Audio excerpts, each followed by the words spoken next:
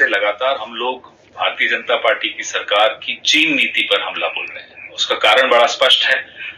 प्रधानमंत्री बार बार चीन के राष्ट्रपति के सामने नतमस्तक होते हुए दिखते हैं। यहां तक कि गलवान घाटी में जो हमारे 20 बहादुर सैनिकों की शहादत थी, प्रधानमंत्री ने चीन को क्लीन चिट देकर उस शहादत को भी नकार दिया, उनकी शहादत का भी अपमान किया। हमारे सेना के हाथ बंधे हुए हैं, प्रधानमंत्री ने खुद बांधे हैं। मैं आपको कारण बताता हूं। प्रधानमंत्री की चीन परस्ती आज से नहीं शुरू हुई। ये चीन परस्ती तब से शुरू हुई जब वो गुजरात के मुख्यमंत्री थे। अमेरिका उनको वीजा नहीं दे रहा था, चीन ये बार बार चले जाते थे क्योंकि वहां वीजा उनको आसानी से मिल जाता था। लगातार चीन जाते थे। वहां क्या उनके संबंध बने चीन से हमें नहीं मालूम। चीन के बड़े बड़े अधिकारियों को, मंत्रियों को गुजरात बुलाते थे।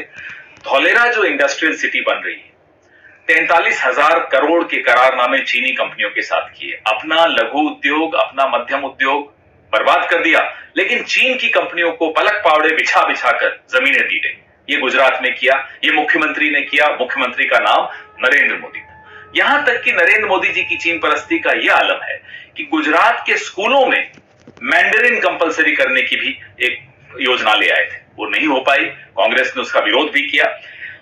भारतीय जनता पार्टी के नेता, 13 नेता चीन कम्युनिस्ट पार्टी के स्कूल, जिसको पार्टी स्कूल कहा जाता है, वहां पढ़ने गए। 2014 में गए। क्या पढ़ के आए हमें नहीं मालूम। क्यों इतनी करीबी, कितनी घनिष्ठता चीन के साथ, हमें नहीं मालूम।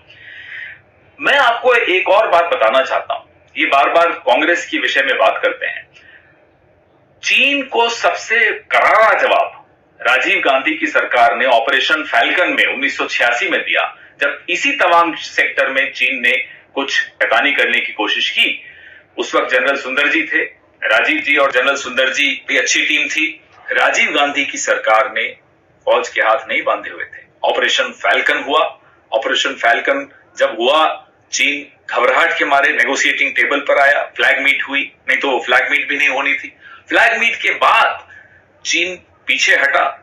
पीछे हटने के बाद राजीव गांधी ने उस मौके का पूरा फायदा उठाकर अरुणाचल प्रदेश को एक राज्य घोषित किया। ये होता है राजनीतिक इच्छा शक्ति। आज की तरह नहीं, मुंह खोला तो क्लीन चिट दी, अन्यथा मुंह ही बंद रखा चीन पर। ये चीन से घबराहट प्रधानमंत्री की, इसके पीछे कोई राज है। वो राज क्या है, ये पूरा देश जानना चाहता है। आप चीन के आगे नतमस्तक क्यों हो जाते हो? आप चीन के आगे घबरा क्यों जाते हो? आप क्यों चीनी कंपनियां, वो भी ब्लैकलिस्टेड चीनी कंपनियों को ठेके दे देते हो? आपका क्या रिश्ता है चीन से?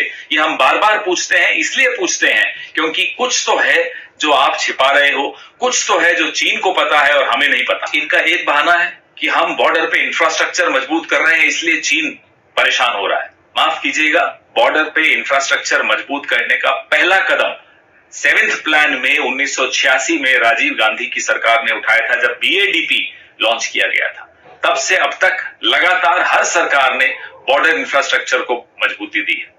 मनमोहन सिंह सरकार ने 2000 किलोमीटर लंबा ट्रांस अरुणाचल हाईवे की शुरुआत उस सरकार ने की थी। ईटानगर रेलवे स्टेशन किसने कंप्लीट किया? मनमोहन सिंह सरकार ने बनाया था। 6 एडवांस लैंडिंग ग्राउंड किसने बनाए? मनमोहन सिंह सरकार ने बनाए। अरुणाचल प्रदेश में इतने लैंडिंग फैसिलिटीज जो दी हैं, वो मनमोहन सिंह सरकार ने दी है। तो ये कह देना कि मोदी सरकार ने जो सबसे बड़ा धोखा किया भारत की सेना के साथ, वो है माउंटेन स्ट्राइक कोर को रोक देना। Mountain strike corps Congress party की देन थी, मनमोहन सिंह सरकार की देन थी। चीन इससे घबरा रहा था। मनमोहन सिंह सरकार के जाते ही और मोदी सरकार के आते ही माउंटेन स्ट्राइक कोर को रोक दिया गया। आखिर कारण क्या था? क्या दबाव था मोदी सरकार पर? किसका दबाव था मोदी सरकार पर कि माउंटेन स्ट्राइक कोर का काम रोक दिया गया? क्यों उसको आपने बजट नहीं सैंक्शन किया? क्यों आपने उसको एकदम ठंडे बस्ते में डाल दिया? क्या चीन का दबाव था? और अगर चीन का दबाव था, आखिर कारण क्या है कि चीन के आगे आप दब जाते हैं?